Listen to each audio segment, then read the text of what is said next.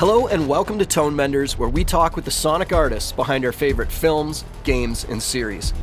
My name is Tim Muirhead, and I will be your host as we dig into a really great film, The Iron Claw. It features a lot of wrestling, but it is really the story of family tragedy and loss that is at the heart of this film. We follow the Von Erich family as they rise and fall and rise again in the world of 70s pro wrestling. From their father down through their 4 sons, the squared circle plays a major role in all of their lives. The sport is a double-sided coin as it gives them fame, but it also brings with them incredible destruction. Joining us today for this talk about the film, we have the production sound mixer, sound editors, sound supervisor, re-recording mixers. We've got the whole team. So let's meet them now and talk about this unique film. First up, we have Paul Ledford, the film's location mixer. Welcome to Tonebenders, Paul. It's nice to meet you. Thank you, Timothy. Yeah, I'm Paul Ledford, production sound mixer, and I live here in Louisiana. So I was lucky to sleep in my bed every night while we shot this film in Baton Rouge, Louisiana. Awesome. Also lucky enough to have great support. I mean, they brought me in, got to go on location scouts, do some testing ahead of time, have a chance to speak with art department, wardrobe, things like that would help us down the line. Perfect. Next up, we have Martin Gwynn Jones, who's the supervising dialogue and ADR editor. It's great to meet you, Martin. Thanks for coming on. Very nice to meet you, Tim. Also with us, we have Graham Rogers. Graham was the FX re-recording mixer on this film. I'm very lucky to have you as a guest today, Graham. I can't believe we haven't met before. This is great to meet you. Yeah, it's great to meet you too. Thanks for having me. Then we have our co-returning guests, starting with Brennan Mercer, who is Iron Claw's sound designer. It's good to talk to you again, Brennan. Nice to see you. Nice to be here. Thank you. We also have Matt Chan. Matt and Brennan were previously on Tonebenders talking about their work on the Halo series. Matt served as the re-recording mixer and sound supervisor on Iron Claw. Great to see you again, Matt. Thanks for joining us. Thanks for having me back. So I guess my first question is, many of you have worked with the director of this film, Shawn Durkin, previously on The Nest in 2020. Maybe we'll start with you, Matt. Can you tell us about how you built a relationship with him so he was quick to bring you back on board for this film? Yeah, The Nest was the first time we worked with Shawn. That was his last film. And that relationship really came to us through our friendship with the picture editor, Matt Hannum. We've all worked with Matt over the years. Matt and I kind of came up together in Toronto, and he's gone on to do really great things. And I've always loved working with Matt. Like, we're quite close.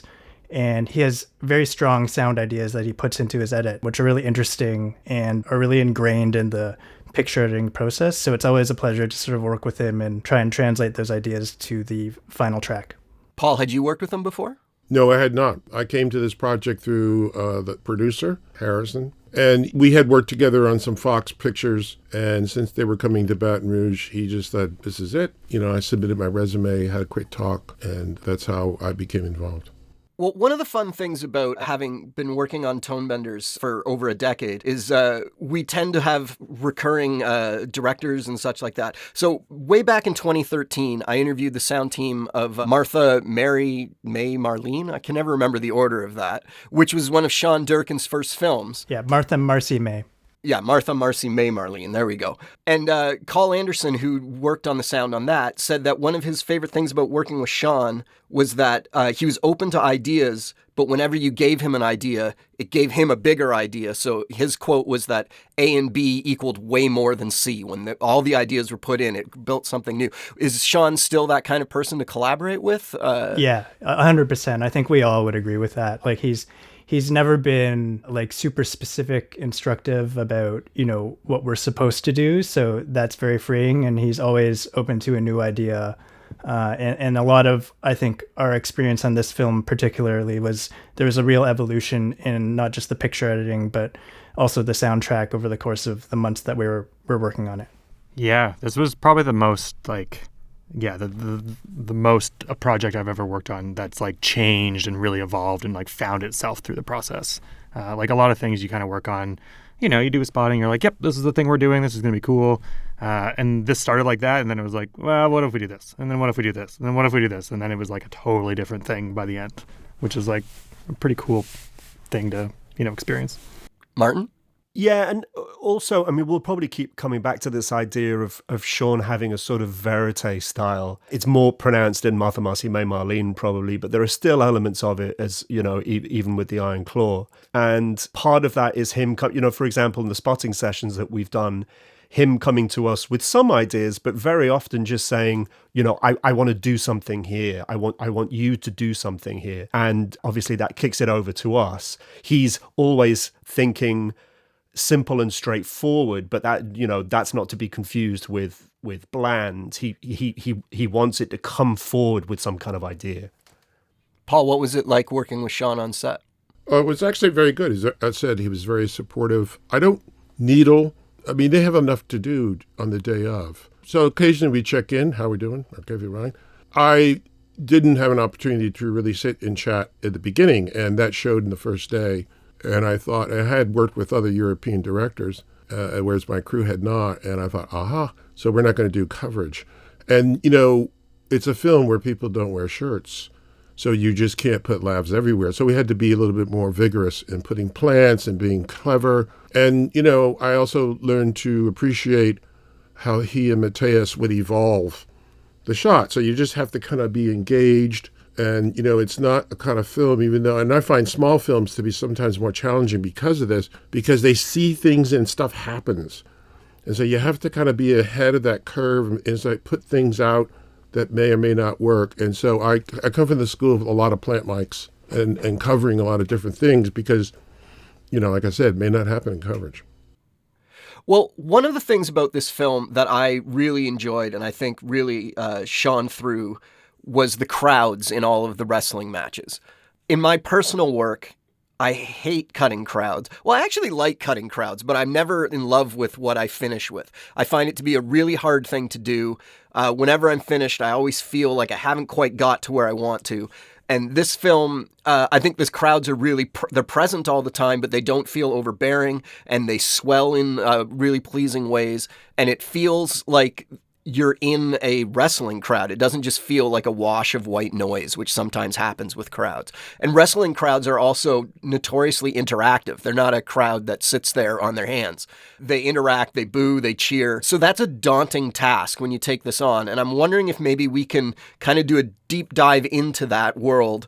Maybe taking it a piece at a time, start with how it was mic'd on set, then maybe talk about how the sound design was done, how loop group was added, how dialogue was handled, and how it was mixed. So maybe we can take that piece at a time. We'll go back to you, Paul. Talk about how you went about miking both the crowds and the wrestlers, because as you mentioned, they're not wearing any clothes, and they're throwing themselves into each other at large speeds and intensities. So I'm assuming miking with the lavs would have been extremely difficult. So how did you tackle that? Yes, right. Non-existent. There's nowhere to hide a lavalier on them. But we had, in my crew, we had previous experiences with a lot of boxing films.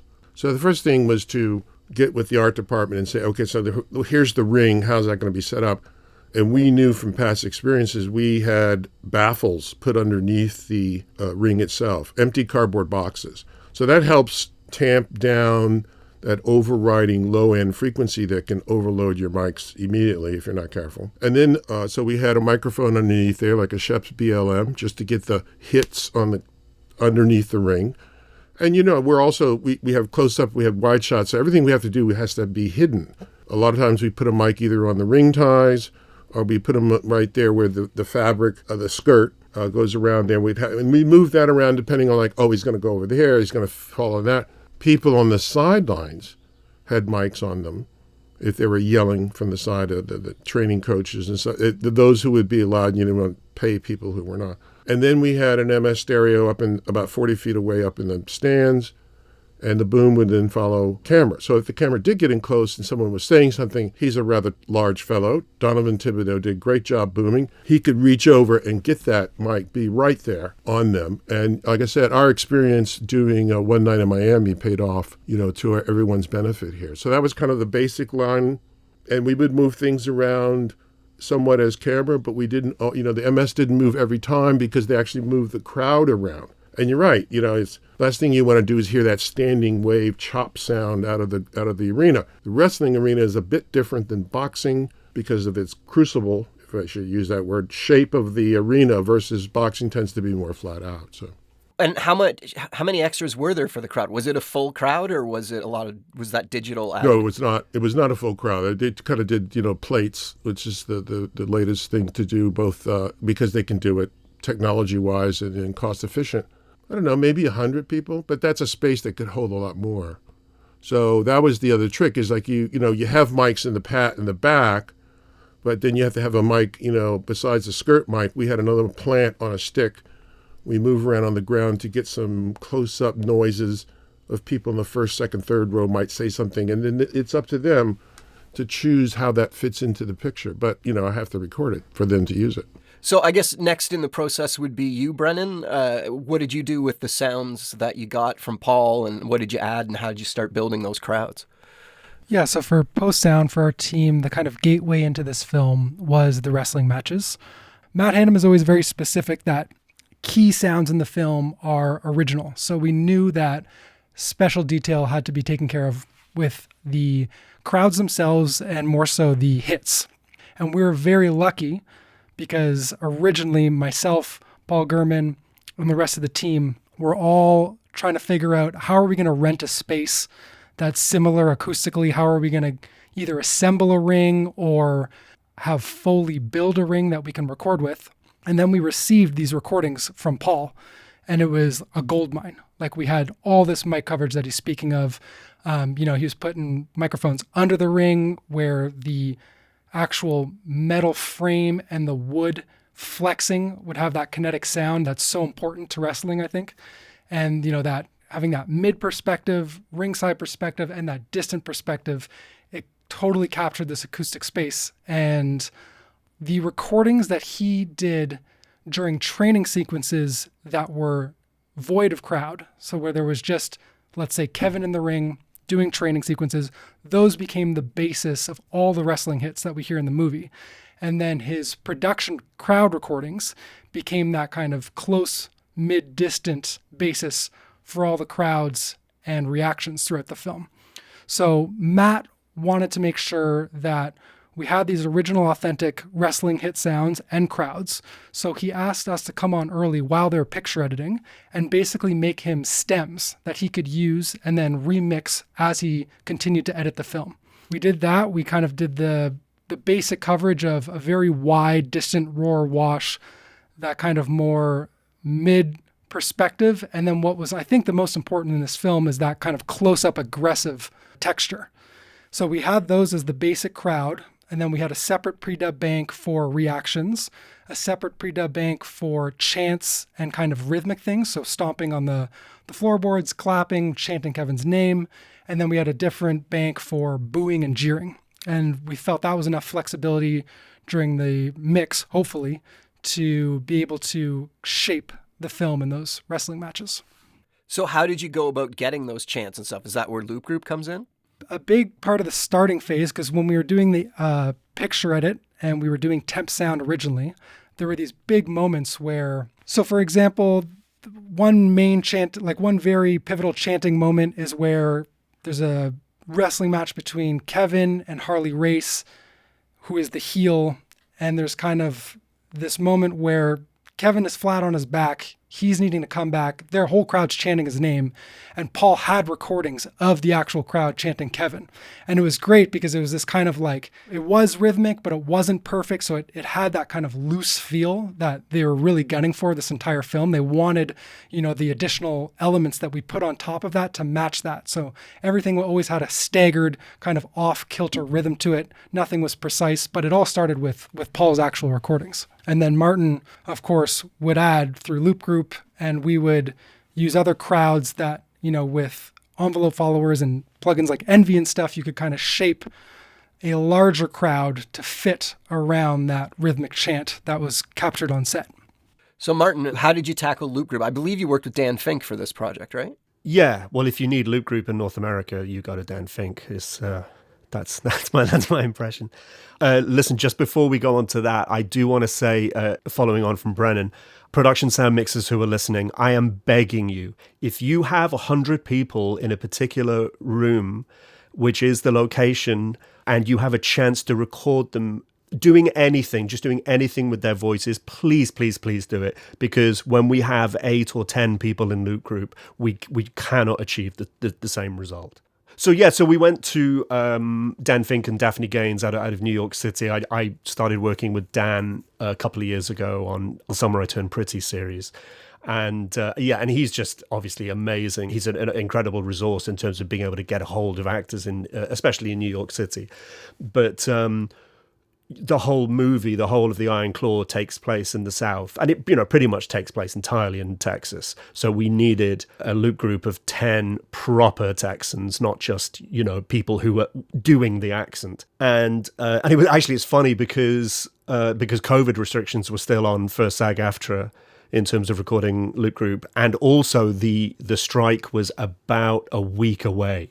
Or a few. So a lot of these guys were actually in Texas because they didn't have work to worry about, so they'd sort of gone home and stuff like that. So we had Texans in Texas doing our loop group, which I think is kind of cool. But yeah, and then really, a major consideration, of course. And you know what? If I was going to do this again, I might do it slightly differently, because we ended up doing an 8-hour day with 10 people, but I really hadn't realized the toll it was going to take on these people's voices, because, essentially the movie is quiet dialogue scene between, 2 or 3 or a handful of people in a very quiet location. And then boom, we go to a wrestling match.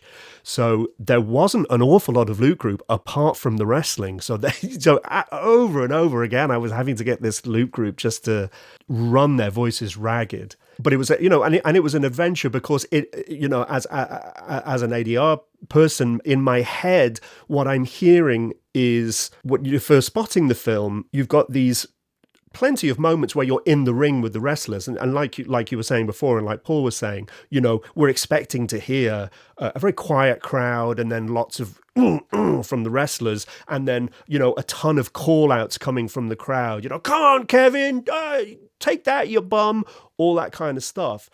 And then you come up against Shawn's vision, which was much more to do with he wanted the crowd to be oppressive, to be on top of us. He didn't want to always hear the wrestlers. And so then in the mix, it began to shape itself where the loop group, it wasn't so much about call-outs that you could hear. It was more about a texture that was on top. Matt and Graham can probably talk to this a lot better than I can. Yeah, first of all, the loop group was incredible. I have a pretty severe cheese meter for loop group, and it was the most usable loop group I've ever had outside of the wrestling scenes. And yeah, in terms of what we did with the wrestling itself, there were, I guess, 10 tracks and just spread out around. But what we did, instead of trying to place call outs at specific moments, I just saturated the entire track and drenched it in reverb, and it just gave it this other sort of distorted kind of feel that fit in with all the stuff that Graham was doing. And Graham can really talk about the evolution of the crowd mixing. It went through a bunch of iterations. Sure okay, did. Graham, let's hear it. Yeah. All right, here we go. Yeah, it was really interesting because, kind of like I said before, where this film really changed and found itself through the process. When I started in the getting all the material and diving into the pre-mix portion of it, I had layers and layers and banks, which is great. All this material, I was pre-mixing it. I was like, oh, this is going to be so loud. This is going to be all through the room. And there's going to be a guy over here yelling, and all this stuff's going to move. And all these perspectives are going to be we're going to wide and close and bang, bang, bang. And went through it all. And I was like, this is awesome. And then we got into the mix and kind of hit play and watched the first wrestling scene. And I was like, oh, my brain just totally turns off and starts removing the crowd, because it's just when you're at an event and it kind of just becomes a wash and it just disappears and it's not interesting, it's just noise. So for all the work and all the layers and all the interesting material that was there, it was if it's always at 10, you stop caring really quickly. So then it became this sort of kind of dual prong process of what forces your brain to try to ignore sounds like that. And it was a little bit of frequency fatigue, and then a little bit of just that consistent sort of wash of it all. And that's where we started diving into what Brennan was talking about in the different banks, and really trying to find balances and weaves and moves between the stuff that was the big wash, which really just became kind of a background bed for everything. And then really just finding these moments, sometimes based on what the picture was doing, but mostly really based on what the drama of each like fight was. Like what what we were kind of saying, where like, when they're booing, when they're cheering, who is the crowd rooting for? Who is the crowd upset by? Are they excited by the move? Are they quieting down because they're in shock? Like all those kinds of moments, which I know sound very like basic, but just like finding that kind of wave to really like help sell the drama. And like every time you do that, I felt like you would kind of clue back in, and it would sort of like guide you along this sort of narrative. There's like we knew that looking at old matches and stuff, we knew that the crowds would tell the story of the matches, and that was always kind of like in the backs of our minds. So I think once Graham had done his first pass and we had all looked at it and realized it needs to be, more specific and shaped differently and not this kind of like consistent framing of it, then playing into the theater of the wrestling, I think is where it went next. Yeah, and these recordings from Paul, and then that went through Brennan and were like supplemented. All this stuff with like aggression was really great, because it kind of really helped tie into the fact that like this movie was about the wrestlers in the ring, not really about presenting like an exciting wrestling film, if that makes sense. Like it wasn't like here's the excitement of a wrestling match. It was like, this is what it's like in the ring, like as the humans who are wrestling, and it's just this cacophony of like aggressive Texan males. And it's great. Well, I had an interesting experience in that I got to see an advanced screening of the film. And I really didn't know anything about it other than like the trailer had Tom Sawyer by Rush kicking in it and a bunch of wrestling scenes. Like I thought I was going to see a happy-go-lucky wrestling film. Oh, I'm sorry. And it's not that, but it's a really intense and enjoyable film, but it's just not the film I thought I was going to see. And in addition to the crowds having to tell the story, there are characters that come up, like Riley that we spoke about earlier, that we don't really have much of a history with in the film. He just arrives, and the crowds tell us that he's a bad guy. The crowd is an important part of the plot. Oh, sorry, you mean Harley Race?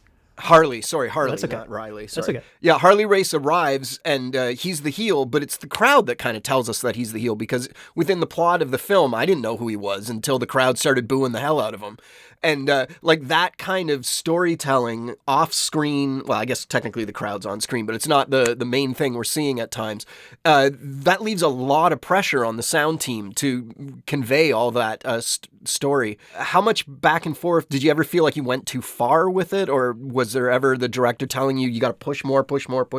I think in terms of like going too far or push more, I think it was the opposite of most of my experiences, where we actually started out being too far and then had to kind of dial it back. More so in like, it was like everything was on the wall in the first pass. And then it was more whittling down to find the detail and the specificity within those crowds. So it was never really like push. It was more like what do we need to feel here from the crowd? What do we need to like telegraph? And that was kind of our like pecking through all the stuff. And it's kind of like that thing where it's like, how do you peel back so that you get the specificity but then don't lose the energy? And that was kind of the constant balance of like trying to find this thing. And we actually used the Atmos a lot too, which was interesting, where a lot of people in Atmos it's like, there's things like flying through the room or like, stuff going over your head. And like, this is not that movie. But we were able to find a lot of like energy in the surround work in theatrical Atmos, being able to do these waves of crowd that move around the room, like back to front or almost in like a bit of a circle. So you'd almost feel the like rush of energy go from ring through the auditorium. I also think it's important to note that for the most part, we had a really amazing guide track for the matches, and that was from Paul's recordings. He put up a wide mid-side that we used. It's almost playing the entire time in those wrestling matches. And all of the stuff that you're hearing is basically shaped after what was actually happening on set. Yeah, we usually, this is Paul again. We usually I like using MS Stereo because in post then they have a choice. They can either go mono collapse, they can vary the width. Logistically, it's good for us. We can move it around as we need to be, and we cable that back to the cart. But I've often liked If you want to do a recording space, and you have to fight that on-set stuff like, oh, I don't know about that. They'll get it in the effects library. And it's like, no, dude, this is where the libraries come from, because crowds are, in fact, the hardest thing to create. So, our job, I never missed the opportunity to punch record when there were people out there. And even when they weren't, as I said, there was some rest, we were up in another room looking down, and you see them sort of small in the background. We kept all those mics there. And even though we broke perspective through a glass plate, when we're in the office having those dialogue scenes, all that's being recorded full up. And then, because now they have a choice how they want to use that. And I think also I want to mention something about overall the film. This is what Brennan was talking about, is it's not just a match. We're inside their lives. And so our job was to always keep everybody big and intimate, and not so much like an action-adventure thing where they're out in their perspectives. I mean, those played a few times. And we had a couple of really difficult scenes. The driving up to the garage band thing was a scene. But overall, because we had, who knew? All of a sudden the camera's down at the end. That actually had 2 recorders. We put a recorder in the truck to record that because they got far out of RF range. And then when they came in, we segued over to that because we were tied to the music. We were doing a multi-track recording at the time. And the party scene was the same thing, was kind of difficult, but we, got it. But overall, when we remove from the wrestling and we remove from all those kinds of other things, our job was Dad was the backbone until he breaks at the end. He had to be big, and there had to be that intimacy, big sound between the brothers. Otherwise, it just would never. And so without shirts on, we just kind of like, how are we going to do that? But it was a single camera. I mean, we've done worse. When you have 3 or 4 cameras, then you're like, oh my gosh, we're in trouble. But they were very supportive of that, and Shawn was very cognitive of how those things work. And in the dressing rooms, because that was such an ugly, reverberant, sonic material there. And again, nothing on top. They were getting ready for the wrestling ring. Just outside the wall, we had a highway, there's cars and stuff like that.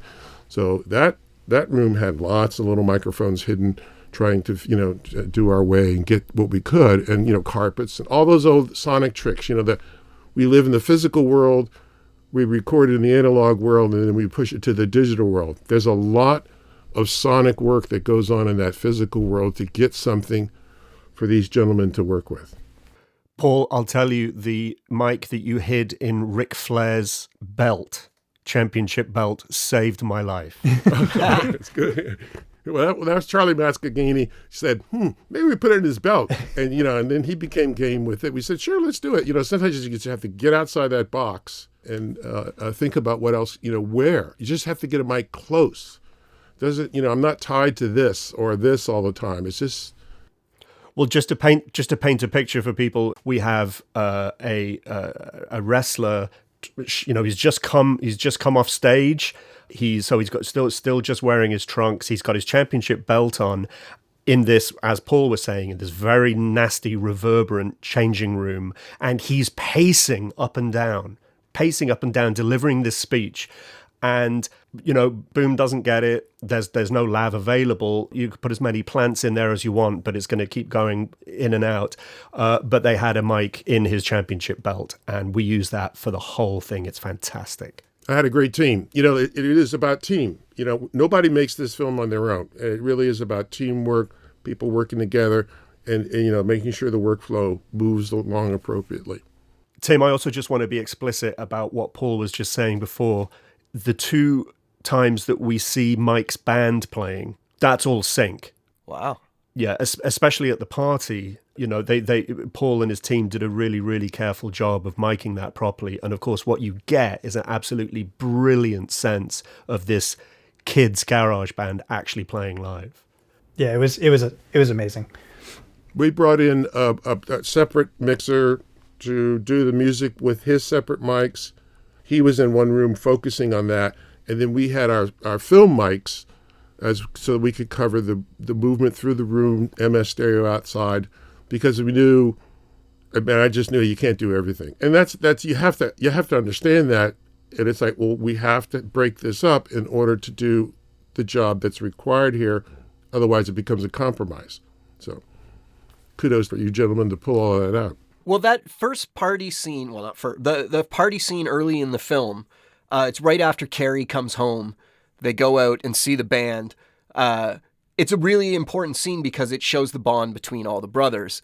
But at the same time, you have to establish that one brother is artistic. He's different than the other ones. And this music has to both be present and also not present enough because there's dialogue happening. So that's a really tricky balance to deal with. Matt, how did you tackle that? Well, we had these great multi-track recordings from Paul, obviously.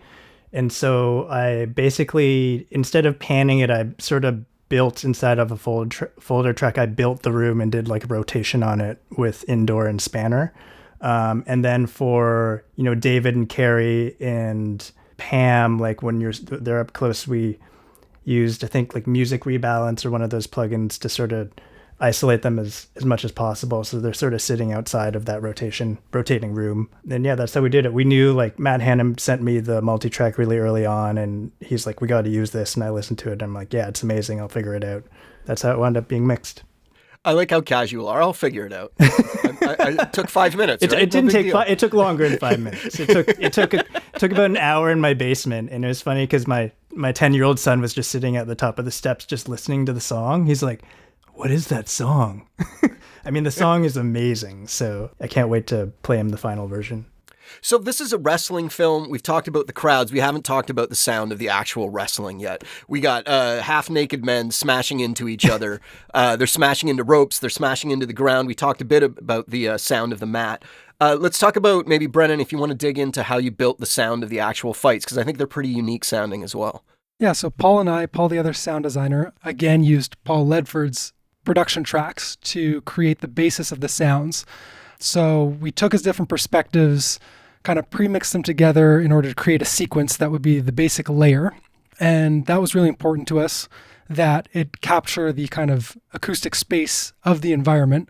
But once we knew what the physical sounds of the ring were, like this idea of wood planks sitting on a metal frame which flexes and has canvas or pads on top, we knew we could kind of use elements to layer those. So for instance, like the front door of my condo is a wood door that has a metal frame. So you find yourself out in the middle of the night, banging that back and forth to try and get some extra snap for your sound. And when we were editing it, we were trying to do all the typical tricks of finding ways to make your specifics pop through a layer, everything else that's going on, be it music, crowd, whatever. So, having everything in separate pre-dub banks so that you can duck the roar of a crowd just as the transient of a hit comes through. And then as that releases, the kind of crowd reaction comes up. So that's this kind of, very delicate dance. But when we got to the mix, all of that got thrown out the window and it became a completely different shape altogether, which I'll let Matt and Graham touch on. But I think it's interesting because it started out as, for me anyways, it was like that kind of Fight Club style, realistic sound, because we knew it was never going to be Hollywood. We knew it was never going to be big hits. We knew it had to sound real, but I never knew it would turn into an action film that didn't really have attack or transience. It was more of this kind of release and a blooming of the acoustic space that you're in. And I found that to be quite different. I don't know if Matt and Graham, you want to touch on that? Well, I think it's because, when you watch those early matches, you don't, depending on what era you watched it in and what ring you watched and how it was mic'd, you don't hear people getting punched, right? And so Shawn was really sensitive to there was all these kinds of juxtapositions of everything with the announcer of Bill and then the crowds. You want to feel like you're in the crowds, but he definitely wanted the hits and stuff to sound like you were watching it on TV. Like you're just hearing the bumps, really. And there's exceptions to that. Like there's a couple of times like in the Ric Flair match where it gets really sort of visceral and aggressive and messy, I guess. But I think that really came from Shawn. Wouldn't you say, Graham? Yeah, definitely. And I think Shawn Durkin, the director. Yes, Shawn Durkin. Yeah, so Shawn, the director, was, like every time we kind of go through a match, we go through all these fights. And, I had these great layers from Paul, from Brennan, from Footsteps, our Foley team. And it was, this layer and this mix and match of everyone doing like details, and it all sounded great. But when we started playing with it, Shawn was kind of reacting, just being like, this feels like a movie about wrestling, and I want it to feel like I'm watching the wrestling I remember. Yeah. And a lot of that was, like memories of old matches, but also just like the memory and the knowledge of what like Paul's recording from set sounded like.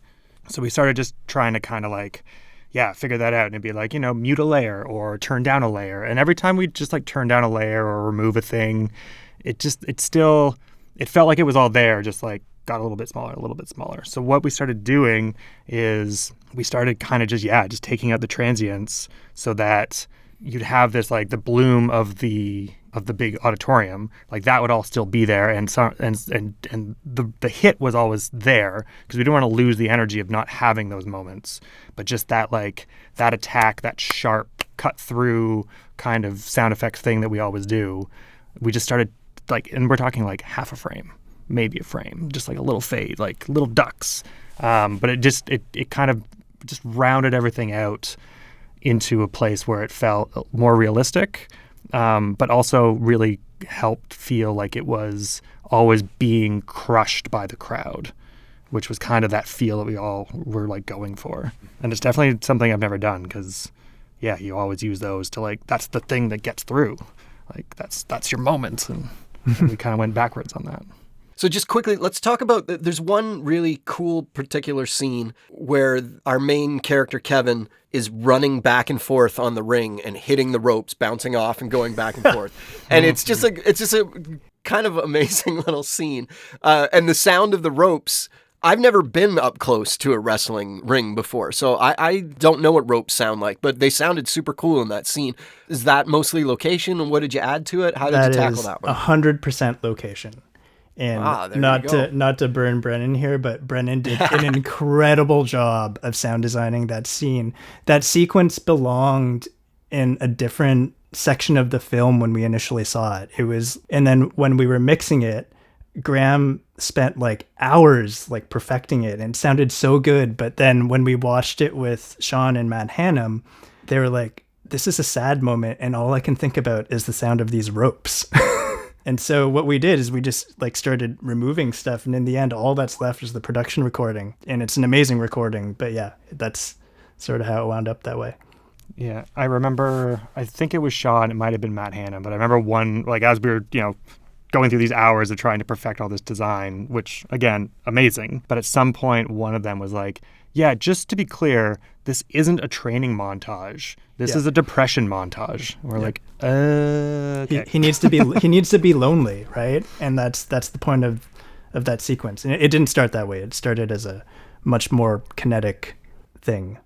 Yeah. Well, if sound director's cuts are ever a thing, pop it in there somewhere. I like to add that unlike sometimes boxing, we saw early on they used the ropes a lot more here than, because they would get up on the ropes and make their jumps, or it was all part of the sequence.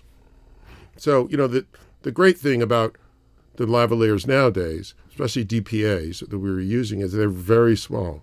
So we could put the transmitter back on the corner where the ties are, run the cable out to that.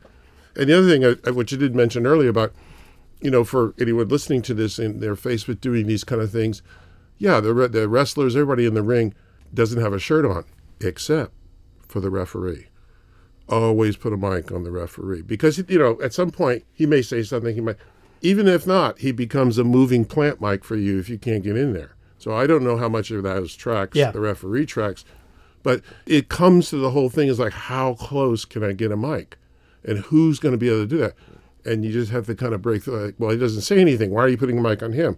You have to explain to the ADs, like, this is why, because he's going to be sort of like the boom guy, but we're not going to tell him that. Yeah, 100%. Like almost all of with the exception of like efforts and things like that, all of the dialogue you might hear in a wrestling match was pretty much captured on the day somehow. But because of how it's played, like it's just on the threshold, like it's being washed out by the crowd, we're able to get away with it. That's awesome. Well, thank you very much for talking to me today. As I said, I went to the film expecting one journey and got a completely different journey. But it really affected me, and there was a lot of emotions coming out of me during the especially the end. The end has it's not an action sequence, but I don't want to give it up. But the end is really affecting ending that really hit me hard. So thank you very much for talking to me. Great work on the film. Congratulations, everybody. Thank you, Timothy. Thanks so much. Thank you. Yeah, thank Cheers, you. Tim. Oh, that was a fun talk. I hope I get to work on a wrestling or boxing film one day.